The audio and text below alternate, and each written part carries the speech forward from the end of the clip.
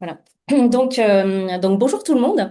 On est vraiment content. En fait, on tenait avec Nicolas, avec qui on est allé à la COP, et Pauline y était aussi, donc elle va pouvoir interjecter, compléter nos propos. Et puis Stéphanie aussi, bien évidemment, avec qui on lance, on crée, on s'agite, on construit ce projet d'académie avec une grande intensité.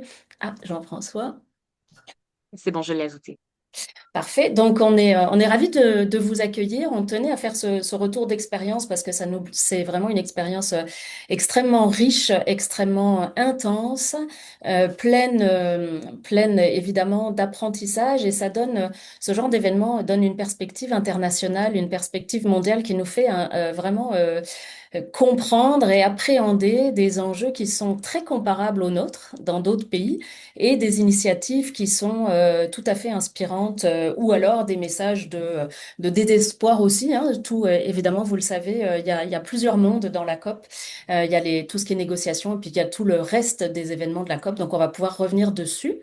Salut Maxime. Dans un premier temps, pourquoi est-ce qu'on est là aujourd'hui? C'est parce que vous l'avez vu passer, on a ce grand projet qui est déjà effectif depuis un an, mais là qu'on lance en grande pompe avec la campagne de sociofinancement avec la Ruche et le Fonds des Jardins.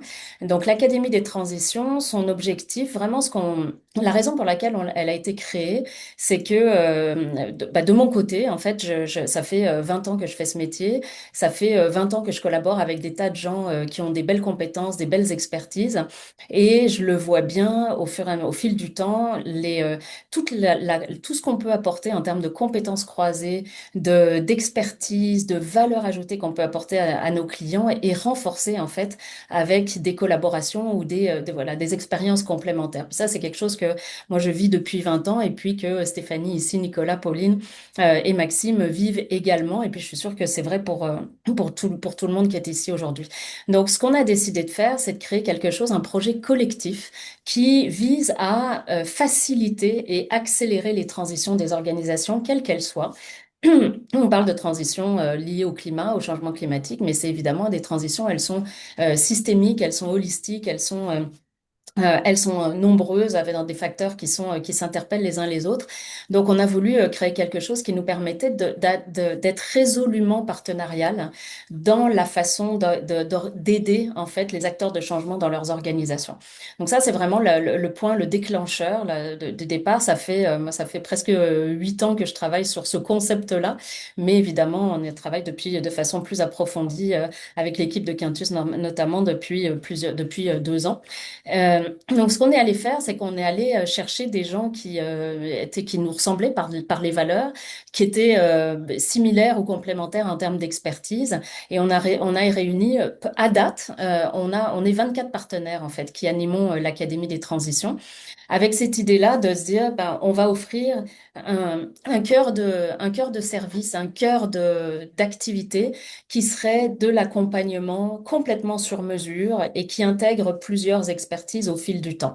Donc ça, on a ce qu'on appelle, nous, les parcours explorateurs qui sont sur des 6 mois, des 12 mois. Donc c'est vraiment cette idée d'être plutôt en mode coaching, en mode intégrateur d'expertise, mais toujours d'avoir un peu comme un entraîneur personnel, un coach référent, un expert coach qui nous accompagne sur toute une durée et qui, lui ou elle, permet de faire cette intégration d'expertise complémentaire. Mais c'est vraiment dans cet esprit d'accompagner des acteurs de changement avec cette posture résolument multicompétence. Donc ça, c'est le point déclencheur. Vous avez vu ou vous allez voir dans la campagne, on est vraiment ça c'est notre cœur d'activité. Mais pour la campagne, on a conçu avec tous les partenaires toute une panoplie de contreparties qui sont uniques et spécifiques pour cette campagne-là.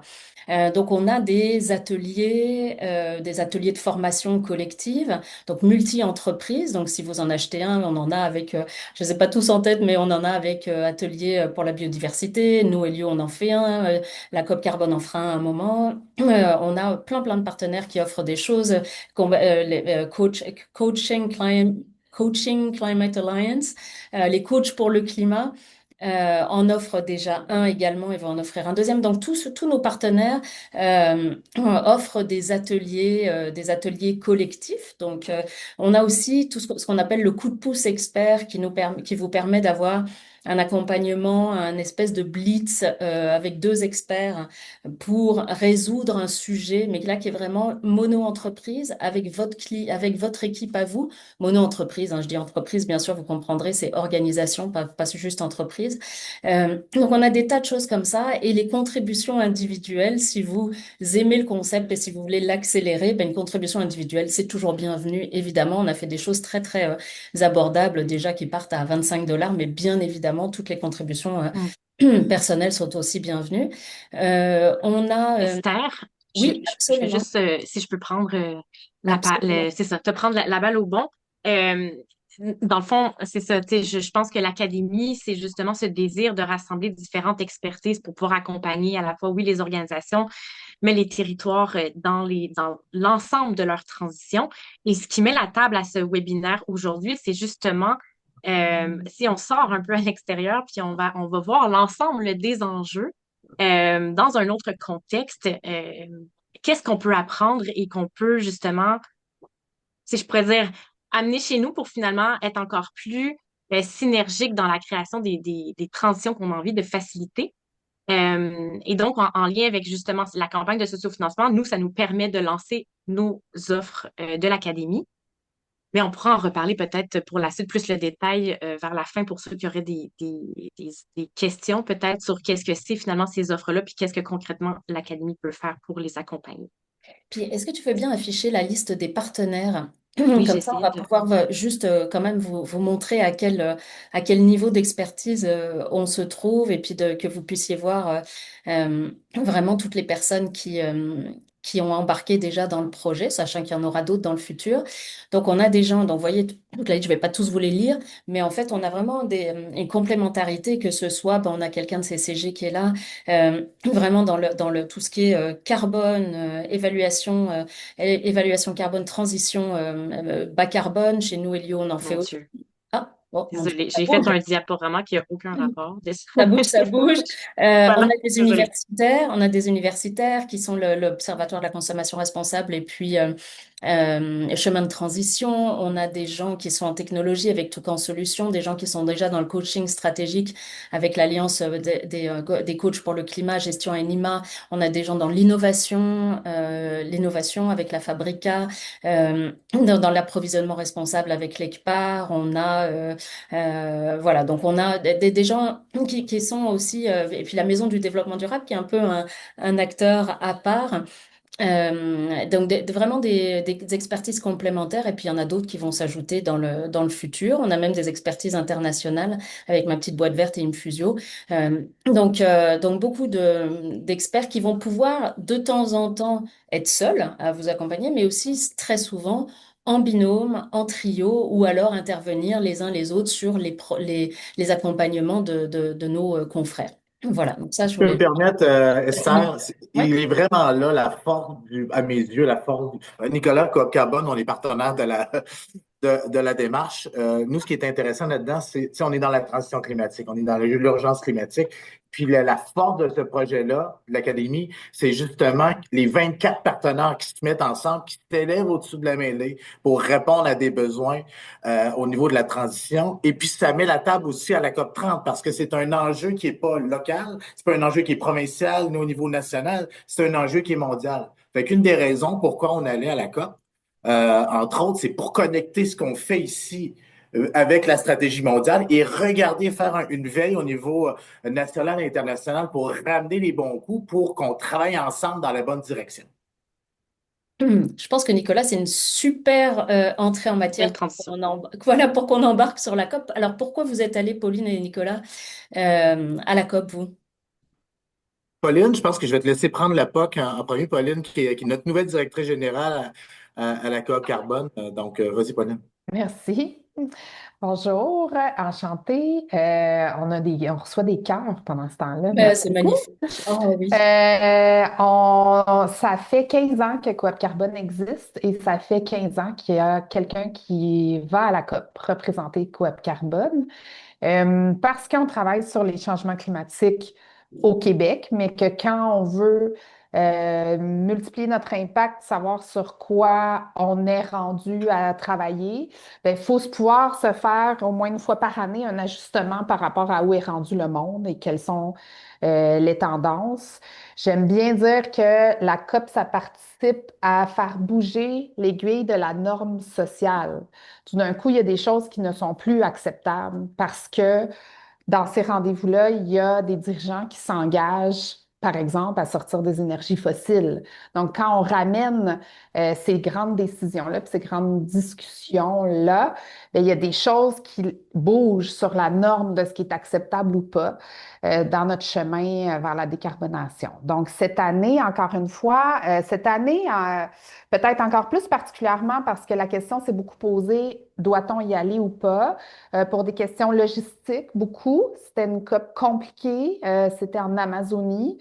Donc, c'était compliqué de s'y rendre. C'était très coûteux. Ça prenait 2 jours au complet d'avion, de train, de tout ça pour pouvoir y aller. Y allons-nous? Rendu là-bas, c'est pas un lieu touristique, donc au niveau des hébergements, très compliqué. Mais encore une fois, d'y aller, c'est un engagement important que nous, on prend envers les changements climatiques, c'est d'aller entendre des choses qu'on n'entendra pas ailleurs. Puis je suis sûre que dans cette conversation-là, l'idée d'en parler, c'est de partager des choses qu'on n'entend pas ni dans les médias, qu'on n'entend pas dans les publications officielles. C'est ce bruit de corridor, c'est ces conversations-là informelles aussi qu'on allait chercher. Donc, on a décidé de mettre notre énergie à y aller. Dans mon cas, c'était la première aussi, ma première COP. Donc, j'ai entendu plusieurs personnes là-bas qui allaient pour une première fois qui disaient, mes objectifs, c'est juste de comprendre comment ça marche. Parce que c'est compliqué, il n'y en a pas une programme. On pourrait croire que parce que c'est l'ONU, il y a une programmation. Il n'y a pas de programmation. On ne comprend pas comment ça fonctionne. Donc, juste d'aller comprendre la mécanique et d'aller chercher l'information précieuse, pour nous, c'est vraiment important. Et déjà, dans nos retours, ça fait évoluer notre planif stratégique. Ça fait évoluer nos prochaines actions puis nos priorités. Je vais peut-être compléter parce que à la COP, on va en parler largement. Il y a tout le bloc des négociations, puis il y a tout le bloc à l'extérieur des négociations. Nous, on était impliqués, jadis, à l'époque, dans les négociations. Quand on a acquis EcoRessources en 2011, on faisait la négociation pour certains pays. Aujourd'hui, on n'est plus là. On se concentre davantage dans le secteur, justement, au niveau des ententes bilatérales, tout ce qui est connecté avec l'innovation, les objectifs de développement durable. Mais c'est quelque chose qu'on n'entend pas beaucoup parler au COP. On entend beaucoup parler des négociations. Cette année, il y avait 140 tables de négociations en même temps. C'était quand même cacophonique, mais c'est un peu la même chose à chaque année. Mais à côté, il se passe énormément de choses. Moi, personnellement, c'est ma troisième COP, fait que j'ai hâte de pouvoir parler, comparer les autres. Mais comme organisation, on est l'organisme, nous autres vétérans de la délégation économique. Je pense qu'on en a manqué une ou deux depuis le tout début. Voilà. Puis ce qu'on vient chercher, Mm. évidemment, mais je leur dis, c'est important de le comprendre. Tout ce qu'on fait au Québec, le connecter avec l'international, comme j'ai dit, puis tout ce qui se passe à l'international, essayer de ramener ça. Et Mm. ça, malheureusement, les gens, souvent, ils commencent à réinventer tout ce qui se fait au niveau municipal, au niveau provincial. Il se passe plein de choses. Il faut apprendre de nos pairs. Je sais qu'il y a beaucoup de secteurs au niveau de la transition énergétique, transition climatique, mais il y a beaucoup de choses qui se passent. Et si on veut avoir de l'impact, parce que nous, on veut avoir de l'impact, c'est des fois développer des choses et réussir à avoir des partenaires pour une mise à l'échelle et avoir quelque chose Mm. au niveau national et international et vice-versa. Fait que si on ramène des initiatives chez nous ou on en pousse vers l'externe, pour nous, c'est ça la transition puis où on joue un rôle vraiment important. Au-delà d'avoir des compréhensions sur les enjeux, c'est important de se connecter. Mm. Merci Nicolas. Puis Bien dit. mon côté, de mon côté, c'est ça, c'est vraiment l'idée. J'avais deux grands motifs. C'était le premier, c'était effectivement d'aller écouter. J'ai eu l'occasion de participer à. C'est ma deuxième COP, mais la première c'était à Paris. Puis j'étais pas dans la zone bleue, j'étais juste dans la zone société civile. Donc là, c'était ma première vraie COP de l'interne. Donc j'y allais aussi. J'y allais effectivement chaque fois qu'on participe à des rencontres internationales, on apprend énormément de choses sur ce qui se passe. Donc ce connecter sur ces grandes tendances mondiales, un peu comme vous l'avez dit tous les deux. Et puis également parce que nous, chez Elio, on vient d'ouvrir un bureau au Brésil, puisqu'on a un collaborateur brésilien qui a travaillé avec nous plusieurs années à Montréal et qui vient de se réinstaller au Brésil il y a quelques mois. Et j'y allais aussi parce que c'était au Brésil et pour pouvoir comprendre comment ce marché fonctionnait, pouvoir travailler avec Eduardo pour voir où est-ce qu'on pouvait être utile au Brésil, de quelle façon. Et là, de ce point de vue-là, c'est extrêmement intéressant. Moi, je suis allée, il se trouve que je suis allée, la COP, comme disait Nicolas, c'est pas juste ce qui se passe pendant les 2 semaines de la COP, c'est aussi, et surtout pas que dans cette immense tente terrifiante dont on va vous parler certainement, mais ça, il y a beaucoup de choses qui se passent non seulement déjà dans la ville de Hmm. Belém en parallèle, mais également avant ou après, mais surtout avant, à Rio, à Sao Paulo. Donc moi, j'ai eu l'occasion d'aller à Sao Paulo avant pour un colloque un peu équivalent, une mini-COP, une mini-pré-COP sur l'état de Sao Paulo. Donc déjà, j'ai appris beaucoup de choses. J'ai rencontré des gens aussi à droite, à gauche. Donc, faut savoir que la COP génère aussi énormément d'activités autour, avant, en parallèle. Il y avait tout un sommet sur les villes la semaine d'avant avec à Rio, à laquelle aucun de nous n'est allé, mais la ville de Montréal y était. Donc, donc voilà, donc effectivement, pour embarquer sur l'ambiance en fait Mhm. COP, on rentre, je pense qu'il y a une image quand même intéressante à se représenter. La zone, on rentre dans une grande tente infinie dans laquelle on ne voit pas la lumière du jour pendant une semaine quasiment, parce que quand on sort de la COP, il fait nuit, le matin on arrive, il fait jour, il fait à peu près 30 degrés sous cette tente-là, avec un niveau sonore absolument terrifiant, parce qu'on est à une Hmm. soufflerie d'air climatisé, en parallèle des conférences, parce que là, Nicolas disait, il y a 140 tables de réunion, de négociation, mais en même temps, on est à des centaines en permanence de conférences dans les différents pavillons. Ce qu'on appelle un pavillon, c'est un grand stand avec un espace panel derrière, un petit espace conférence. Il y a des centaines de pavillons, il y en a un par pays quasiment, et puis en plus des pavillons thématiques. Donc il faut s'imaginer le niveau sonore plus tous ces gens qui parlent en parallèle, avec des distances incroyables entre le début de la zone bleue et la zone verte, qui est plus la zone de la société civile. Il faut compter à peu près 20-25 minutes de marche entre ces deux-là. Donc les rencontres qui se font d'un côté et de l'autre, avec des conférences, des contenus intéressants, mais parfois des rencontres. On a des rencontres avec des gens qui sont pas accrédités dans la zone bleue, donc on va les voir en zone verte. Avec une logistique assez approximative qui fonctionne, mais quand même qui nous voilà, et puis une température qui est assez qui est franchement assez difficile à soutenir. Avec on se retrouve avec mon Dieu, c'est quel conférencier va transpirer moins que l'autre. Donc il faut s'imaginer cette ambiance-là qui est quand même très très atypique. Moi, je trouve que c'était intéressant de revenir là-dessus. Et moi, je sais pas, tu vois, par rapport à toi, Nicolas, Mais comment moi, c'est dans je les prends quand autres même un peu COP. de recul juste pour, Ouais, au niveau des COP, là, on a changé d'échelle dans les dernières années. Hein. Tu dis oui, que tu avais été à Paris, autre chose. Là, ça vient avec des points positifs et des points négatifs. Tu sais, moi, j'étais là à Dubaï, on était 125 000, je pense, personnes à se déplacer, à aller sur place. Cette année, on parle de 50 000. Mais les ouais, COP, ça n'a pas toujours été ça. Ça n'a pas toujours été ça.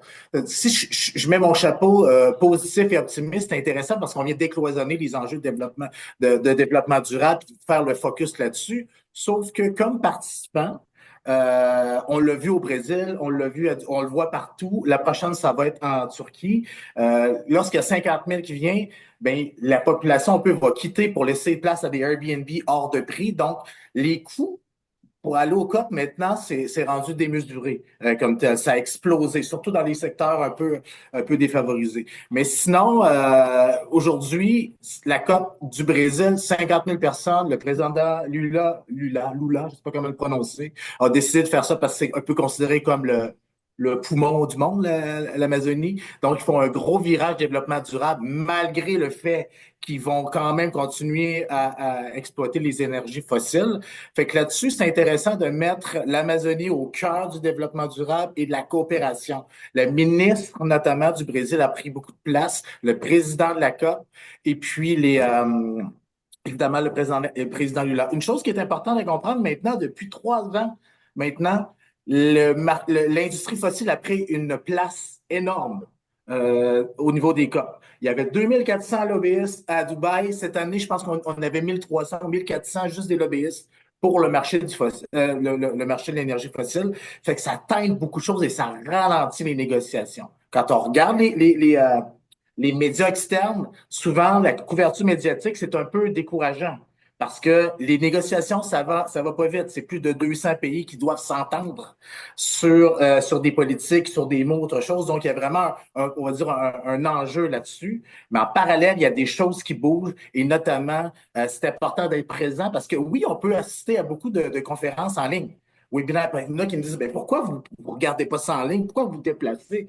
C'est parce que la richesse des rencontres qui doit être faite pour négocier des choses en parallèle, des rencontres bilatérales, elle est centrale. C'est là que ça se passe. Si tu veux creuser quelque chose, si tu veux avoir des ententes, si tu veux savoir un peu c'est quoi une nouvelle technologie, une nouvelle tendance, ça sera pas tant dans les webinaires. Oui, tu vas pouvoir avoir accès à l'information, mais c'est vraiment dans les rencontres bilatérales où tout se passe. Par contre, cette année, bien, comme c'était en Amazonie, bien, il y avait l'enjeu de la chaleur, des maladies, des moustiques, autre chose. Donc, on a été quand même, bien que j'ai été malade à mon retour, on a été quand même bien sécurisé dans ce secteur-là. Par contre, c'était triste, comme disait Esther, où on ne voyait pratiquement pas la lumière du jour. Mais d'un autre côté, c'est une rencontre de travail. Il faut vraiment aller chercher des rencontres là-dessus. Pauline, tu as peut-être quelque chose Ah, à dire sur le Brésil, mais ben, je serais quand même curieuse d'entendre, Nicolas, tu parles de rencontres. Est-ce que justement, ou Esther même, ou même Pauline, quelles sont ces rencontres intéressantes, décisives que vous avez faites justement en vous présentant à la COP en personne?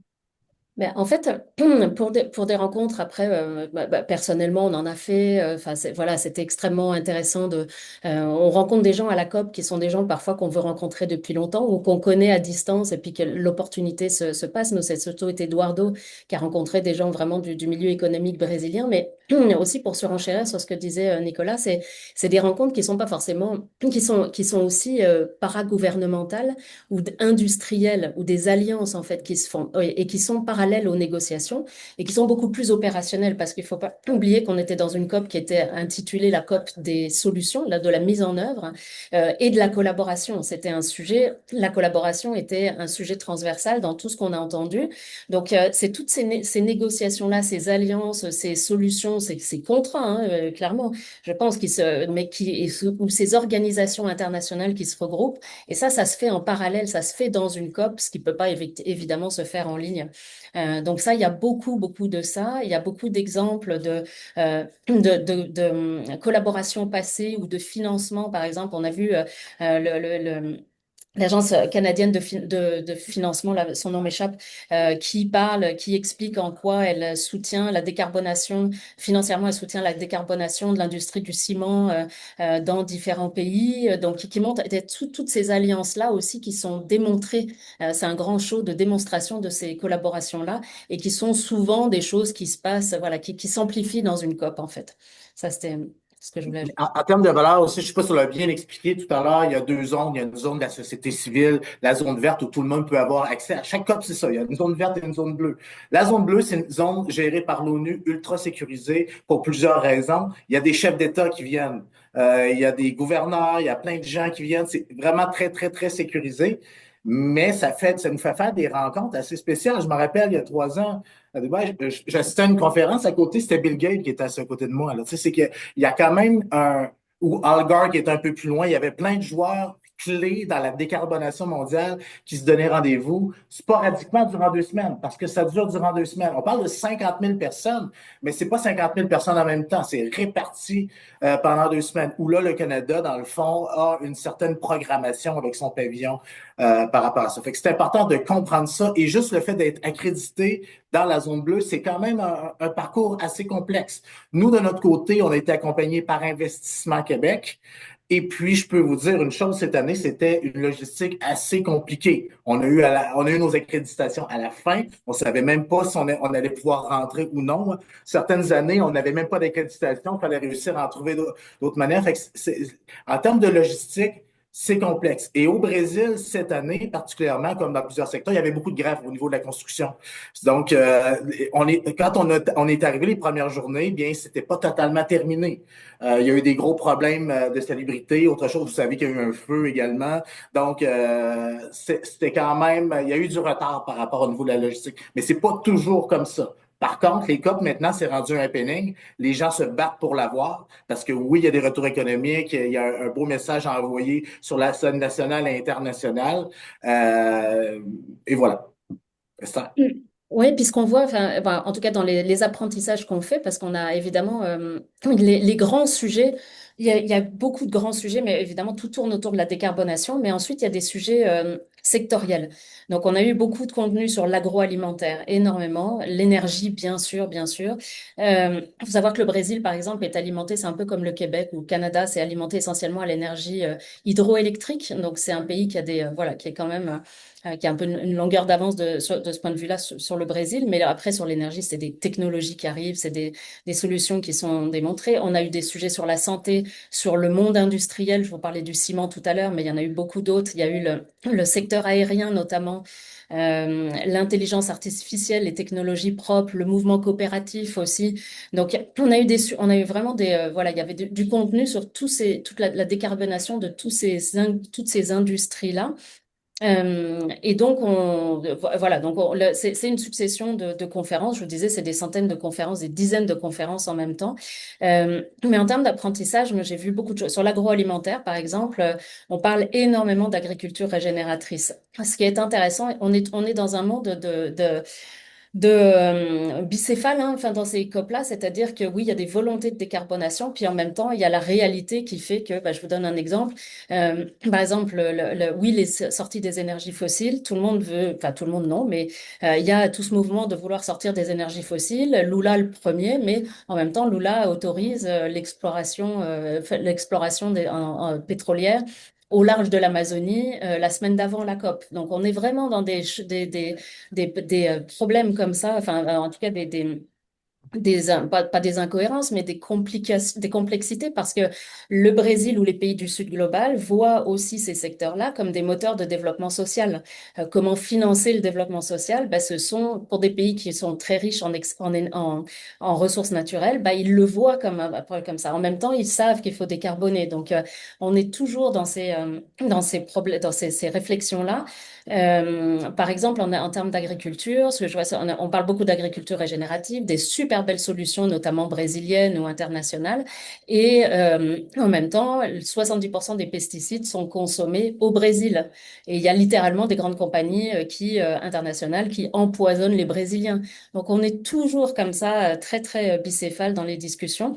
Mais dans l'agriculture, en agroalimentaire, on a entendu beaucoup parler de biochar, de tout ce qui est upcycling des déchets agricoles, le SAF, hein, les Sustainable Aviation Fuels, qui sont voilà le gros focus de la décarbonation de l'industrie aérienne. Ça a aussi un grand lien avec l'agroalimentaire. Moi j'ai entendu parler aussi de collaboration entre, notamment en France, une grande partie des grands distributeurs agroalimentaires qui se réunissent dans une organisation, un peu comme l'académie finalement, mais dans une organisation collective qui vise à décarboner ou à trouver des solutions de décarbonation pour l'industrie de l'agroalimentaire en France, par exemple, et qui développe des standards communs, des outils de traçabilité communs. Et une anecdote, j'entendais la représentante de Carrefour au Brésil et qui disait qu'ils avaient enfin réussi à certifier que 100% de leur approvisionnement en bœuf était hors déforestation. Mais vous voyez de quoi on parle, c'est-à-dire qu'on est sur des industries agroalimentaires qui contribuent activement à la déforestation dans des pays comme celui-là. Et donc, tout d'un coup, on voit l'importance de la traçabilité, puis parler aussi beaucoup de changer les comportements des consommateurs. Parce que oui, le bœuf, mais quand on est au Brésil ou en Amérique latine, je ne sais pas si vous y êtes déjà allé, mais la viande on ne peut pas manquer la viande des menus. C'est très difficile de ne pas manger de viande. Donc, en même temps, de se dire, oui, on va faire du bœuf qui est moins carboné, entre guillemets, mais surtout qui déforeste pas, mais en même temps, il faut changer les comportements. Donc, les comportements, et que ce soit dans l'agroalimentaire ou dans d'autres secteurs, j'ai beaucoup entendu parler de changement du système, de se dire, on va continuer à offrir notre service, on veut alimenter les gens, on veut les alimenter en énergie, on veut les alimenter, on veut leur offrir des services de santé, mais en même temps, il faut changer le système pour que le système au complet, c'est pas juste une mesure par-ci, par-là, mais c'est multi-acteurs et multidimensionnel dans les systèmes. Donc, Nicolas, Pauline, je vous laisse la parole. J'ai plein d'autres choses à dire, mais je vais attendre Mais un en peu. fait, tu sais, vous aurez compris que les COP, c'est un peu la jungle. C'est-à-dire il y a beaucoup, beaucoup, beaucoup de contenu. On pourrait être 20 personnes qu'on ne pourrait pas tout couvrir. Fait qu'on Ouais. a un enjeu de temps, on a un enjeu de coût. Nous, cette année, on était 2 personnes. On a décidé de se séparer des secteurs de veille en lien avec notre organisation. Donc, on parle vraiment secteur manufacturier, agroalimentaire, marché du carbone, dont Pauline pourrait parler parce qu'il se passe beaucoup de choses au niveau du marché du carbone, l'intelligence artificielle, les innovations, la place de la géopolitique, la Chine et tout ça. Et si c'est intéressant pour vous, on a quand même des résumés par secteur de veille quand même intéressants auxquels on peut jaser. Chose, moi, que j'avais comme secteur qui touche un peu tout. On entend beaucoup parler de l'intelligence artificielle, qui est supposée sauver le monde, aux yeux de certains. Je le dis parce que finalement, ça touchait tous nos secteurs de veille, ou presque. Dans le secteur agroalimentaire, manufacturier, au niveau de l'intelligence artificielle, on essayait d'optimiser les processus, les chaînes d'approvisionnement, autre chose. Il y avait un discours quand même très intéressant de ce côté-là, au niveau de l'intelligence artificielle. Par contre, de l'autre côté, moi, j'assiste beaucoup de conférences de presse sur ce secteur-là. C'est la panique présentement. C'est la panique et avec raison, dans le sens où présentement, oui, on parle de l'intelligence artificielle à tous les niveaux, mais de l'autre côté, ça prend quand même des centres de données. On est dans phase 1 d'implantation des centres de données massifs partout aux États-Unis, partout sur la planète.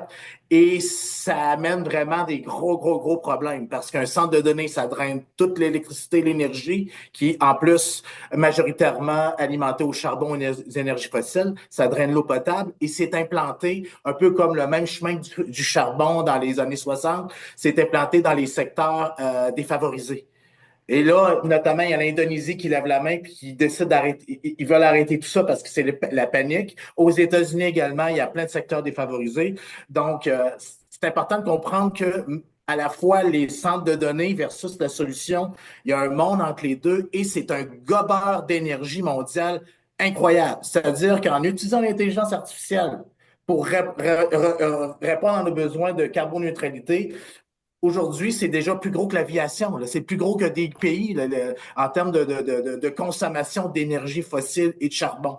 Et ça ne fait que commencer. Fait que rapidement, l'intelligence artificielle, présentement, on prévoit que ça devienne un gob énergétique mondial encore beaucoup plus gros. Fait qu'on est partagé avec ces niveaux-là. Euh, je ne sais pas si Pauline, tu veux compléter avec d'autres secteurs de veille, notamment le marché du Oui, carbone. marché du carbone, oui. Mm. Le marché du carbone, là, c'est vraiment quelque chose au niveau mondial. On a entendu parler beaucoup au niveau du Ouais. Canada, du Québec, mais il se passe beaucoup de choses à la COP. Pauline, tu veux peut-être intervenir là-dessus. Oui, puis le marché du carbone, puis toute la partie financement qui a été évidemment un des énormes sujets transversaux, donc toutes ces nouvelles façons de financer la décarbonation. Vas-y, Pauline. Oui, souvent, c'était abordé. Il y a deux niveaux, là, marché du carbone. Il y a les marchés réglementés, puis vous savez peut-être là, qu'à travers l'article 6 de l'accord de Paris, on discute d'un marché réglementé par l'ONU, là, un marché entre les pays.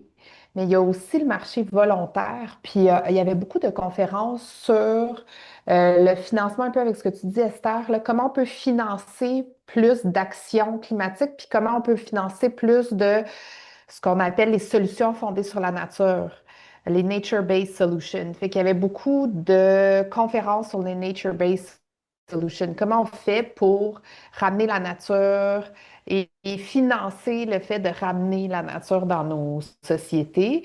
Et souvent, le levier financier, c'est crédit carbone.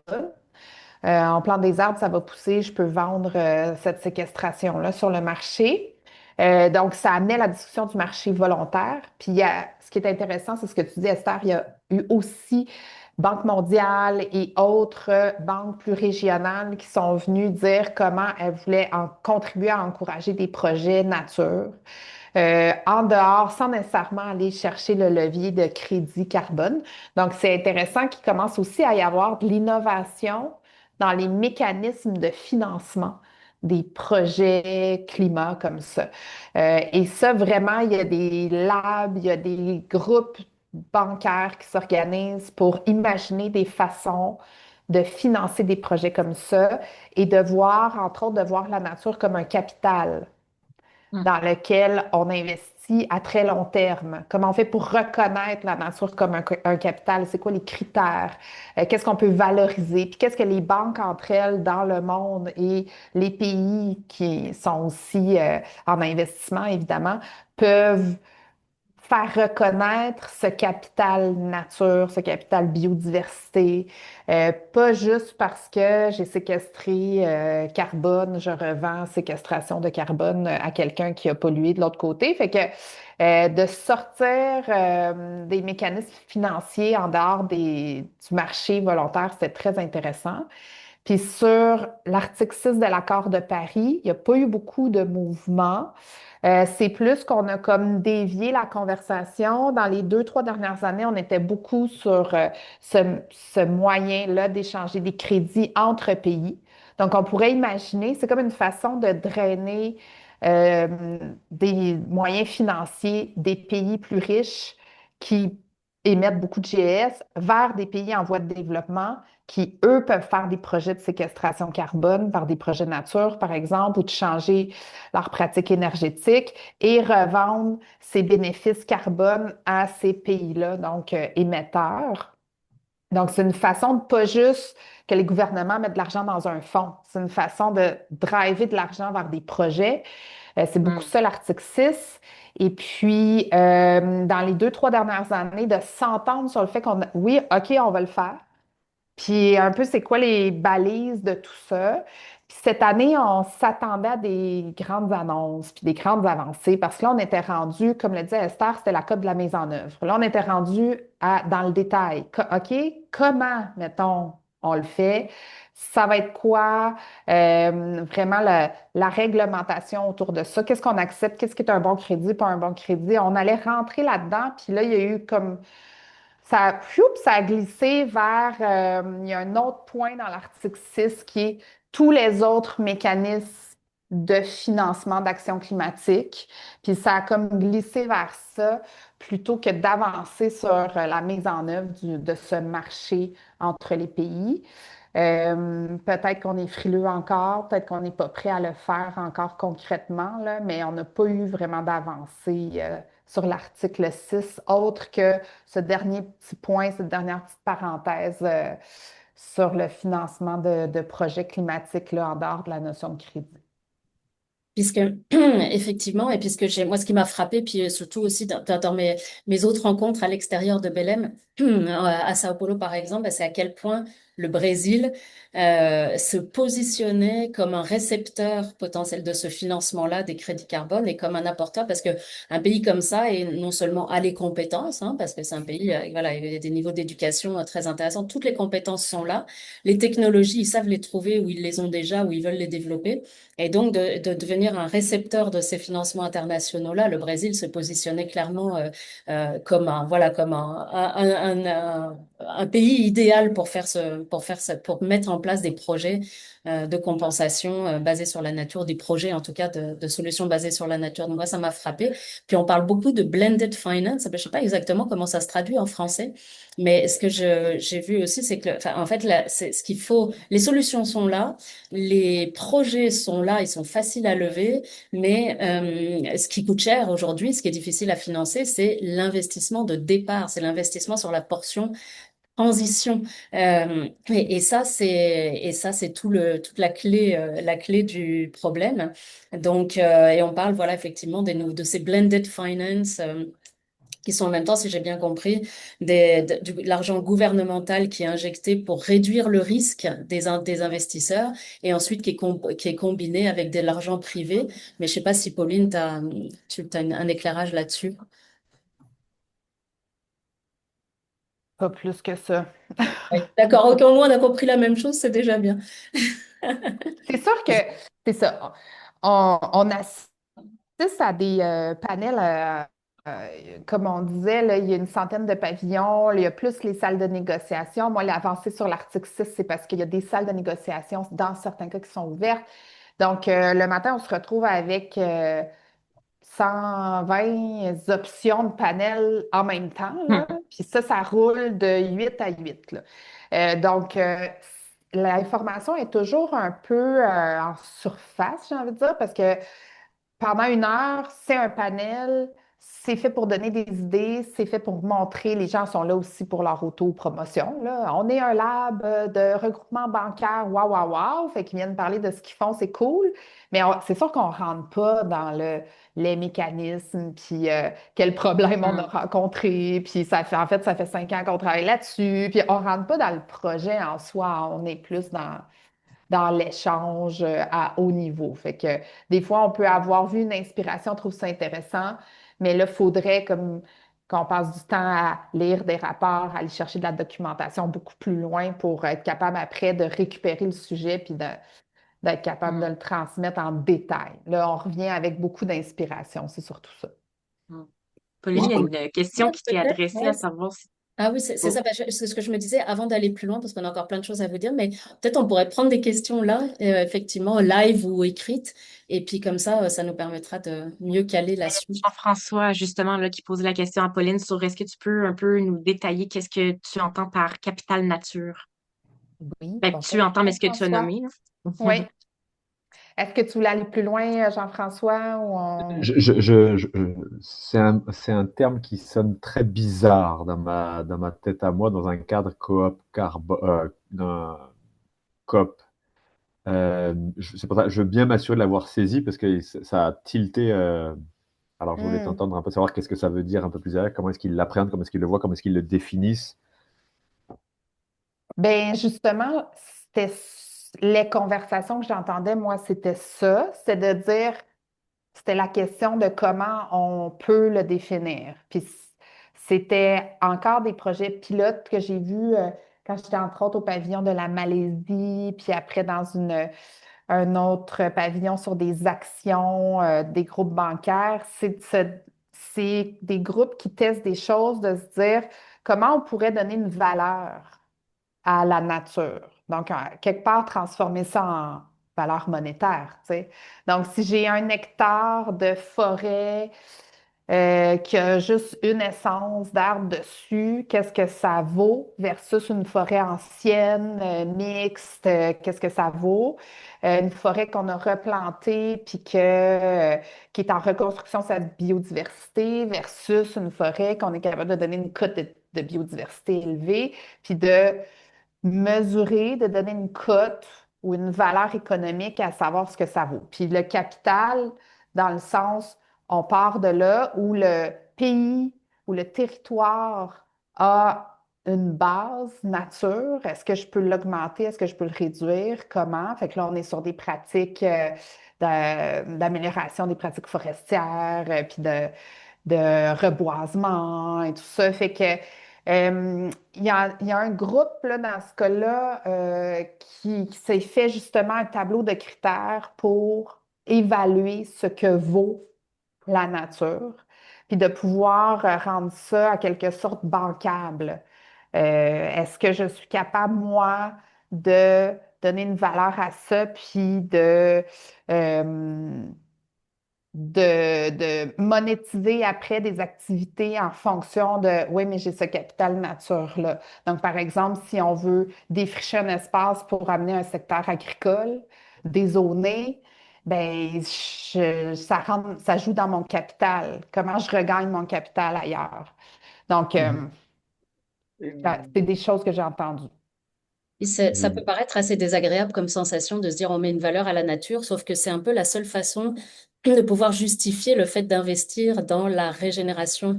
En fait, c'est ça qui est fou. C'est-à-dire que si t'es pas capable, si on n'est pas capable d'y mettre une certaine valeur, bah, tout d'un coup, on n'est pas capable non plus d'investir dedans ou de mesurer le retour sur investissement et de le justifier. Donc, c'est un truc un peu aussi On- on- paradoxal.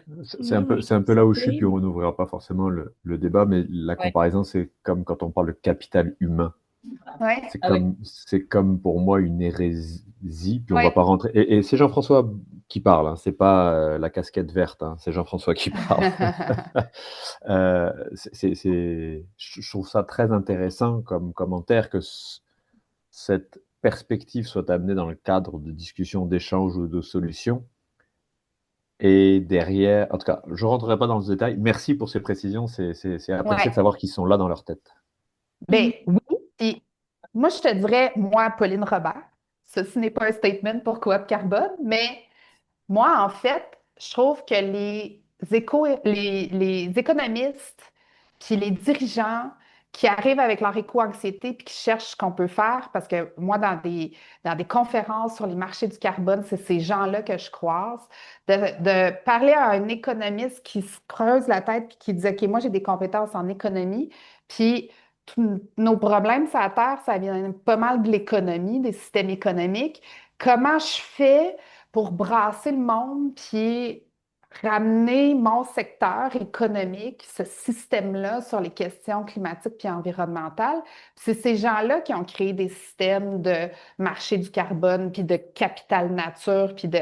Moi, quelque part, personnellement, je trouve que c'est quand même intelligent de dire ce système-là, là, on va le ramener, on va le forcer dans ces mécanismes habituels là, d'offres, de demande, de où est-ce que ça coûte le moins cher de prendre action et tout ça. On va utiliser leur mécanisme pour les amener sur la Mhm. question du climat.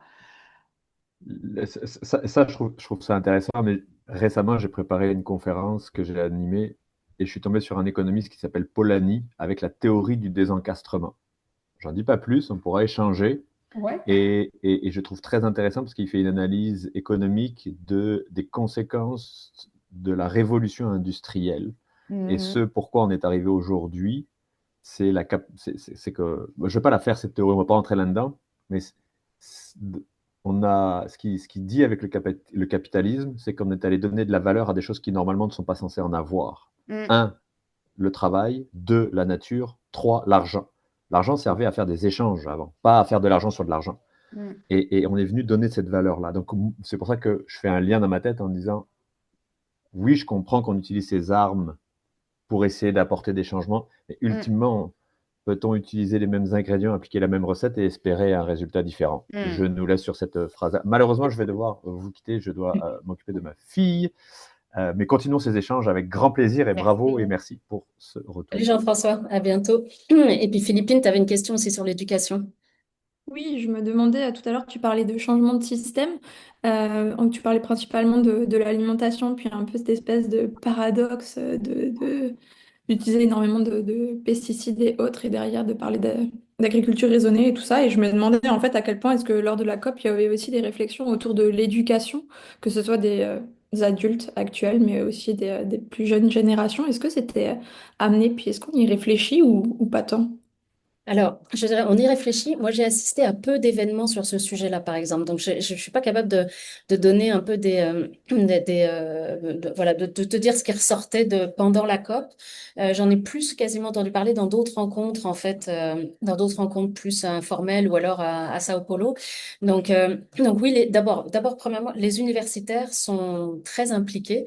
Donc, dans tous les projets, il y a beaucoup d'acteurs de la recherche voilà, qui sont impliqués. Il y a des alliances de chercheurs. Enfin, on connaît, il y en a au Canada, il y en a aussi au Brésil, il y en a au niveau international. Donc ça, déjà, c'est quand même une bonne chose, je crois. Après, au niveau de l'éducation, par exemple, des plus jeunes, j'ai pas tellement entendu, mais on est beaucoup. J'ai plus entendu tu vois, des organisations qui font de l'éducation environnementale, dont la mission, qui sont pas des écoles là en l'occurrence, mais qui sont une organisation environnementale qui va aller animer des ateliers sur du compost dans les écoles, qui va travailler sur l'éducation des plus jeunes. Mais j'ai pas assisté à des contenus spécifiquement là-dessus. Nicolas, peut-être, toi? Ben, en fait, chacune des COP, l'éducation, c'est un rôle important. Il y a beaucoup de délégations jeunesse Oui. Ouais. qui viennent au COP. Cette année, pour le Canada, le Québec, je pense que c'était seulement le Québec, il y avait une trentaine de jeunes. Puis je dis jeunes, c'est pas des jeunes du primaire, là, c'est quand même une délégation jeunesse. Fait que oui, il y a à la fois, il y a les universitaires. Le HEC, notamment, était dans la délégation cette année. Il y a plusieurs autres universités parce que la recherche et les COP, c'est intimement lié. Par contre, au niveau de l'éducation, nous, comme je vous dis, c'est pas notre secteur de veille comme tel, mais on en voyait partout au niveau de la jeunesse. Il y avait des pavillons jeunesse, il y avait des délégations, et puis, étrangement, j'utilise ce terme-là, mais il y avait accès à des décideurs plus que nous. les jeunes avaient accès direct à la ministre, direct à des chefs d'État, des choses comme ça. Et puis, je vous dirais que même si on utilise le terme jeunesse, Esther, Pauline, je ne sais pas si vous êtes d'accord avec moi, nous, on fait des rencontres avec les délégations, un voyage in extremis de la nouvelle ministre de l'Environnement du Canada qui est venue et puis qui ont eu elle a eu des rencontres spécifiques avec la délégation de la jeunesse. Et puis, les jeunes qui étaient autour de la table dans ces rencontres-là, ils étaient solides, là. Ils ont challengé, posé des questions. Je les ai trouvés meilleurs que plusieurs autres autour de la table. Fait que ça m'a quand même rassuré. Mais assurément, au COP, c'est central pour éduquer, mais c'était pas notre secteur de veille, mais assurément, là, sont très présents. Merci pour J'ai vos envie d'ajouter, il y a eu par contre comme discours très présent la question de la transition juste. Puis moi, ça me fait penser à ton sujet dans le sens que si on transforme notre économie, puis si on transforme nos secteurs énergétiques, par exemple, tu sais, le cliché, on sort du charbon puis on fait du solaire, là, mais ça reste qu'il y a des milliers, des centaines de milliers de travailleurs et de jeunes qui sont actuellement en train de se former pour entrer peut-être sur le marché du charbon, que tout d'un coup, on leur enlève ces marchés d'emploi pour aller vers des nouvelles affaires innovantes puis qui demandent de toutes nouvelles compétences. Ça a été un gros sujet. Comment on fait pour ne pas défaire des communautés puis amener des jeunes qui sont en train de se former puis qui sont en train d'arriver sur le marché du travail dans des situations précaires parce qu'on déconstruit tout leur filet économique et même social et local parce qu'on a transformé l'économie. Fait que c'est bien beau là, de dire qu'il faut transformer l'économie puis l'énergie, mais le faire de façon juste, ça demande d'investir dans les programmes éducatifs, puis que les entreprises investissent quand elles font un virage énergétique ou un virage de modèle d'affaires, qu'elles investissent aussi pour soutenir ces travailleurs-là, puis ces gens-là dans une transition. Donc, même, c'était la thématique aussi de la marche des peuples cette année. La grande marche était sous cette thématique-là aussi de transition juste. Ça a été beaucoup discuté. Donc, ça doit redescendre évidemment dans les programmes de formation. Puis je vais compléter, Pauline, parce que on parle souvent d'innovation, de nouvelles technologies et autres. Cette année, là, on n'avait pas tant des nouvelles technologies, des nouvelles. Tout est déjà sur la table. Là où on a vu une avancée majeure, c'est justement sur les coûts d'implantation. Tu sais, on parle de peut-être changer, par exemple, le charbon pour du solaire, mais les coûts pour installer le solaire aujourd'hui, là, ça a vraiment diminué. Les technologies arrivent à un degré de maturité, on va être capable de faire une mise à l'échelle un peu plus grande. Fait que dans le concept de mise en œuvre, il est là. Il y a des technologies qui sont plus à l'étape de early, ils ont avancé dans leur production et on peut les implanter. Le concept de mise en œuvre là-dessus est important et a pris beaucoup de place cette année au niveau des COP. Et un des éléments également qui me rassure et que j'ai hâte de voir la suite, c'est que, tu sais, souvent, on a deux vitesses. On a la vitesse des négociations puis la vitesse qui se passe à côté. Mais là, dans les négociations, il y a eu une reconnaissance de l'implantation et des acteurs de mise en œuvre sur le terrain, notamment les municipalités et les PME. Donc, avant, on parlait beaucoup de la finance mondiale. Oui, c'est encore là. Les grandes entreprises, les grands émetteurs, ils ont assurément un rôle à jouer. Mais là, ce qu'ils viennent dire, c'est que pour mettre ça sur le terrain, pour implanter tout ça, les municipalités ont un rôle clé et les PME. Là, il y a comme une reconnaissance de ça. Maintenant, on va voir, évidemment, l'argent, c'est le nerf de la guerre, il va falloir structurer tout ça. Mais c'est quand même un pas en avant, c'est un discours qu'on n'a jamais vu avant. Là. On parle vraiment des grands joueurs qui ont encore un rôle à jouer. Moi, j'ai une petite chose Merci, à... c'est Ah, super. vas-y. Pardon. Ben, tu peux y aller, c'est juste que je vais être la gardienne, je suis la gardienne du temps, fait que je veux juste vous ramener un peu sur une question peut-être finale sur vos apprentissages, somme toute, c'est parce que c'est tellement riche tout ce que j'entends, puis tu sais, on pourrait clairement continuer puis y aller dans plusieurs directions. On le savait d'emblée, mais tu sais, si vous aviez à nous partager euh, un, un apprentissage que vous aimeriez justement nous faire aujourd'hui, ça serait quoi? Ben, en fait, moi, j'avais envie de rebondir, puis ça tombe bien parce que ta question, je vais quand même répondre faire la réponse en fait à Pascal. Je vais prendre la balle au bon sur ta question, Pascal, qui est un des apprentissages aussi que j'ai fait. Il y en a plein d'autres, mais Un exemple de transition juste des territoires, on a beaucoup parlé là-bas justement des communautés autochtones. Et je fais un lien entre l'agriculture, les communautés autochtones, la finance mondiale, etc. Mais des projets qui sont beaucoup ressortis, c'est ceux qui impliquent les communautés autochtones, avec des projets de régénération agroalimentaire, agroforestier souvent, et qui sont financés par de la finance mondiale diverse et variée, crédit carbone ou autre, ou investissement voilà, hybride, et puis qui sont aussi même dans lesquels des chercheurs sont impliqués et qui permettent d'utiliser et de mettre en valeur les savoirs autochtones dans les projets de régénération, dans le but aussi de maintenir ces communautés-là dans leur environnement, en fait, hein, de maintenir leur capacité à rester et à continuer à vivre dans ces environnements-là, des environnements non pollués. Donc, je trouve que ça, c'est des projets dont j'ai pas mal entendu parler, en fait, au Brésil, à divers endroits. Et c'est un apprentissage aussi un peu transversal que j'ai fait. Donc ça, c'est un exemple, Pascal. Merci Esther pour cet exemple. Nicolas, est-ce que tu voudrais renchérir? Ben moi, je renchéris, tu sais, je sais que le temps file. Moi, j'ai deux éléments qui m'apparaissent importants pour moi de jaser, tu sais, qui m'ont marqué présentement. Tantôt, je disais, écoutez, on n'a pas tant appris de choses sur une nouvelle technologie, c'est plus l'application, comment faire descendre ça dans le milieu entonnoir. Mais quand même, moi, j'ai un élément personnel qui m'a vraiment interpellé, qui est un mouvement qui prend un peu plus d'ampleur. Je suis toujours en psychologie positive, la communication positive, là, mais c'est vraiment l'élément de déconstruction first. C'est-à-dire qu'on va venir concevoir des choses, des bâtiments, autre chose, en pensant au départ en mode économie circulaire pour qu'ils Hmm. soient facilement déconstructibles et on puisse reprendre les matières et reconstruire quelque chose à côté. Je ne parle pas ici de prendre le verre et le fondre. Non, c'est reprendre les fenêtres, les morceaux. Tout de suite, on peut déjà le penser pour reconstruire quelque chose ailleurs. C'est quelque chose qui prend de la place. Et pour moi, personnellement, sans dire que c'est une révélation, j'adore vraiment ce concept-là parce que nous, on travaille beaucoup en économie circulaire qui est de plus en plus un peu partout. Donc, c'est vraiment penser la conception en amont là-dessus. Et l'autre élément qui est positif pour moi, on entend parler de l'enjeu géopolitique. Hein? L'éléphant dans la pièce, c'est les États-Unis qui se sont retirés. Trump est sorti pour dire que c'était la plus grande arnaque qui n'existait pas, les changements climatiques. Fait qu'on pouvait arriver là et dire qu'est-ce qui va se passer, est-ce que ça va s'écrouler en domino. Mais là, la Chine a pris la place. Donc, la Chine a décidé sur un bon leadership là-dessus, contrairement à ce qu'on peut penser. Écoutez, il semble être sérieux dans la démarche, c'est rassurant. Et les États-Unis ne sont pas absents. Il y a quand même un gros mouvement aux États-Unis avec America is All In, une centaine de gouverneurs d'États qui se sont mis ensemble justement pour la mise en œuvre.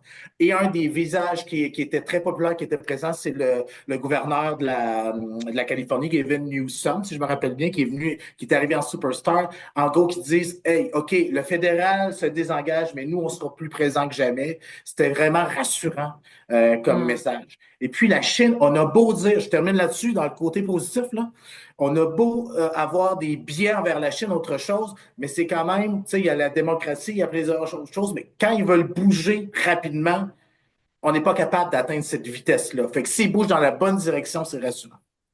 Hmm. Wow, quand même. Et puis, Esther, tu sais, si on revient un peu au contexte ben, du webinaire, c'est aussi dans le cadre de l'Académie des transitions. Puis, tu sais, j'aimerais ça peut-être vous entendre sur justement, tu sais, de ces apprentissages-là, de ces clés. Si on revient ici dans le contexte de l'Académie au Québec, comment on peut les utiliser comme levier dans le mouvement qu'on est en train de créer? Ben moi, il y a une chose évidente, c'est toute la partie partenariale, multi-acteurs. Ça, c'est d'avoir des représentants des entreprises, des experts, des universitaires, etc., pour apporter des solutions plus holistiques, plus systémiques, faire des changements et qui sont des changements aussi dans l'enthousiasme et pas juste des contraintes réglementaires ou Hmm. des contraintes. Voilà. Puis je pense qu'on a grandement besoin, n'est-ce pas, de nouveaux récits et surtout d'arrêter de travailler en silo. Donc moi, pour moi, ces messages que j'ai entendus à la COP sont très convergents avec l'esprit qu'on veut créer dans l'académie. Ça c'est quand même essentiel. Puis je rajouterai des choses après. Vas-y, Nicolas. Et Maxime, Stéphanie, enfin bref, tous nos experts. En fait, pour faire le lien avec l'Académie des transitions, oui, comme je le disais, c'est important de connecter tout ça ensemble, là. Mais tu sais, un parcours de décarbonation, un parcours de transition, il n'y a pas un début puis une fin, ça va être un parcours constant. Fait que les entreprises, les organisations, aussitôt que vous allez avoir besoin d'un joueur clé, et sachez que l'Académie, on est plus cloisonné, on travaille ensemble avec Pascal, avec Esther, autre chose, et cette intelligence collective-là, toujours connecté avec les objectifs de développement durable et avoir une bonne main sur le plancher, mais c'est vraiment une force présentement.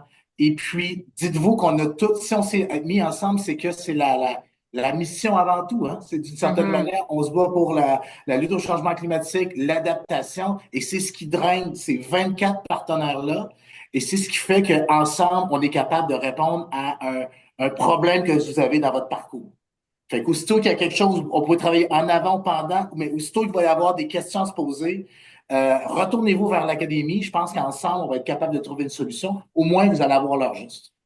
Mhm. Et puis en complément, donc quand on parle de mise à l'échelle, on parle d'innovation, on est dans des solutions qui sont basées sur la nature humaine.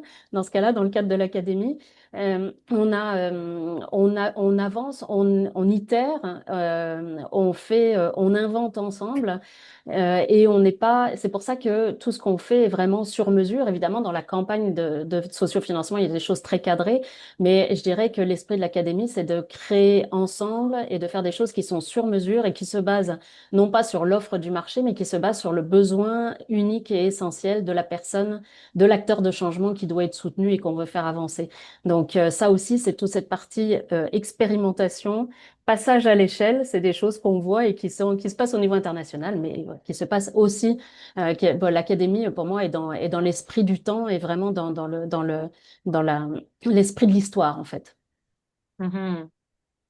Euh, ben, peut-être que je pourrais présenter un peu la plateforme pour que vous puissiez voir un peu de quoi on parle quand on parle des différentes offres en lien avec la campagne de sociofinancement. Mais tu sais, d'emblée, Esther, elle a quand même bien expliqué que l'académie, oh mon Dieu, je suis pas la bonne, attendez, je suis pas à la bonne place.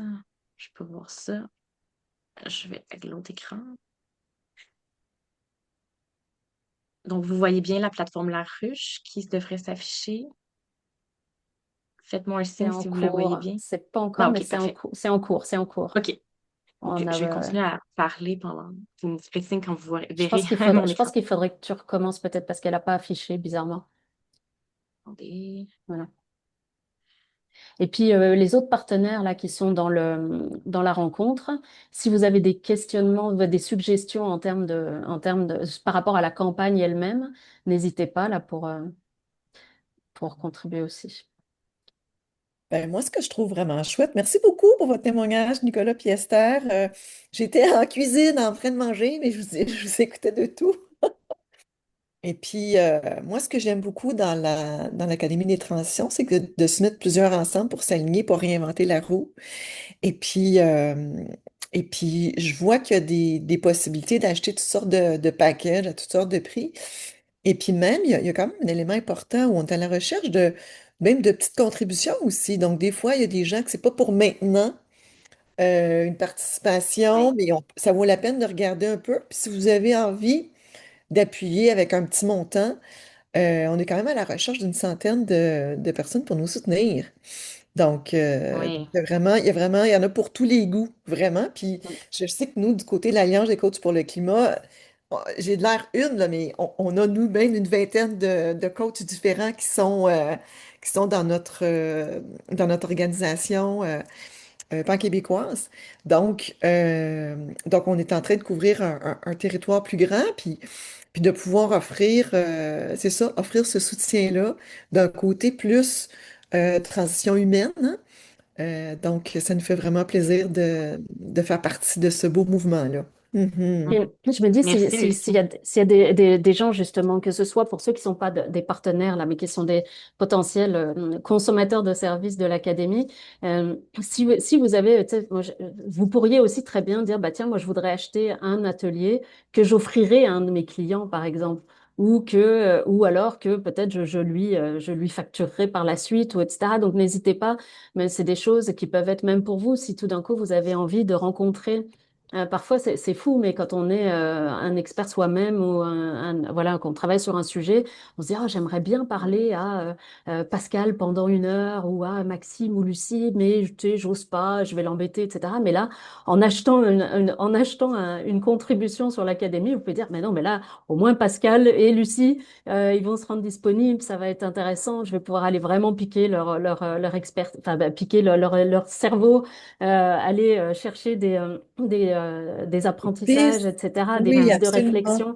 Donc Mhm. donc voilà, donc faut pas hésiter à même voilà à le faire comme ça. Totalement. Puis peut-être juste pour renchérir sur ce que tu as nommé au début, tu sais, l'académie, c'est entre autres une méthode donc d'accompagnement hyper personnalisé qui justement, l'académie, c'est un peu comme on peut le voir comme il y a un coach sportif qui va venir faire une certaine prescription à l'organisation, des experts pour l'accompagner sur son parcours, en fait, selon vraiment les besoins et les moyens. Mais l'académie, ben, c'est toujours dans cette idée d'utiliser au minimum 2 experts pour justement renchérir puis travailler dans cet esprit de binôme. Mais comme Lucie l'a bien dit aussi, l'idée d'un parcours, initialement, ça peut être peut-être plus engageant que ce que l'entreprise elle est prête aujourd'hui, surtout si on est en début de démarche. Donc, c'est pour ça qu'il y a eu plusieurs autres contreparties exclusives à la campagne qui ne seront pas dans l'offre de l'académie suite à la campagne, où on peut aller vivre des ateliers, des petits segments qu'on peut avoir dans ce parcours complet-là. Euh, c'est selon les besoins de l'organisation, que ce soit des rencontres stratégiques avec d'autres organisations ou au sein de l'organisation avec l'équipe. Et enfin, ben, les différents ateliers qui sont proposés par les partenaires et il y en aura d'autres qui seront ajoutés là, au courant de la campagne. Donc, je vais arrêter de partager Et puis ici. voilà, pour ceux qui hésitent à amener voilà, vos propres clients, partenaires, etc., sachez que le lien, d'abord, il y aura d'autres partenaires qui peuvent entrer dans l'académie, mais c'est aussi le lien que vous avez euh, avec ce partenaire ou ce client-là sera toujours très protégé, c'est-à-dire que vous pouvez vous-même faire partie des rencontres. Si vous avez un client qui veut acheter une contrepartie, vous pouvez vous-même en profiter, vous-même, c'est toujours un lien qui est ultra précieux et qui sera jamais remis en question, même si vous faites affaire avec, voilà, avec l'académie. Et puis après, tu sais, je me tourne, il y a Rosalie et Gabriel qui sont là de la SSQ, on se connaît bien. Ça peut être aussi, ce qu'on veut créer au fur et à mesure dans l'académie, c'est aussi des programmes conjoints. C'est-à-dire qu'aujourd'hui, dans le cadre de la campagne, on offre nos services, nos compétences actuelles, nos compétences voilà, déjà très pointues. Mais au fur et à mesure, dans l'avenir, ce qu'on va faire, c'est qu'on va pouvoir offrir des services conjoints, mais qu'on va créer de toutes pièces.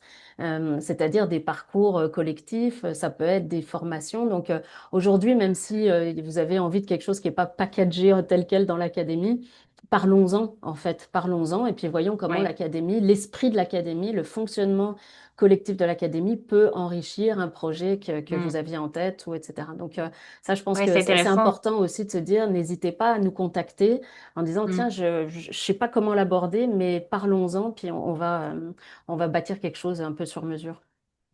Oui, parce que ce que tu dis, Esther, c'est intéressant dans le sens que, tu sais, l'académie, c'est une vision. Là, pour l'instant, on lance la première édition, donc les premiers services, ce qui a été construit avec les premiers partenaires. Mais au final, la vision de l'académie, ça se veut un peu aussi comme un hub, donc pour mettre en commun, pour créer des projets ensemble. Mais vu que la vision, elle est grande, la campagne actuelle nous permet de justement lancer les premiers services, de lancer l'activation de tout ça. Mais il y a des opportunités justement pour joindre la communauté, pour co-créer aussi avec nous, parce que ce n'est que le début, assurément. Et là, on a un petit blitz sur la campagne. Donc là, pour le coup, vraiment, voilà, on a besoin de 100 contributeurs uniques et de 50 000 $ de contribution. Donc, on a, voilà, c'est ce blitz-là sur lequel on est présentement très engagé, très actif. Un petit Puis mot il y de en a la qui a fin. dit Je pense qu'on peut-être, est, ouais, peut-être une dernière question s'il y en a. Pas de question, mais j'ai un commentaire. Moi, quand j'ai Vas-y. vu les contreparties, on dirait que l'académie s'est matérialisée dans ma tête de mieux comprendre l'éventail des sujets, l'éventail des angles, tout ça. Puis c'est devenu beaucoup plus concret aussi. Donc, puis là, il va y avoir d'autres contreparties qui vont s'ajouter. Fait que je pense que c'est quelque chose aussi qui se bâtit en avançant là, comme une belle boule de neige d'amour là, qui va prendre de l'ampleur puis attirer l'attention de tous ceux qui ne pensent pas aller dans cette direction. Un peu de poésie aussi, au passage. Moi, je compléterais quand même, tu sais, Oui. quelque chose qui est important au niveau du socio-financement. Oui, il y a des contreparties. C'est un chemin c'est un chemin de croix. On va vendre plein de choses. Si vous pensez investir en développement durable, commencez à penser à parler aux gens de l'académie, oui. Mais si ça se peut également que les contreparties ne vous rejoignent pas, mais que vous adhérez à la cause. Ça veut dire quoi? C'est une campagne de marketing, c'est une campagne de communication. Relayez dans vos réseaux, soyez ambassadeurs. C'est une grande valeur pour les partenaires, ça a une Mhm. grande valeur pour la démarche.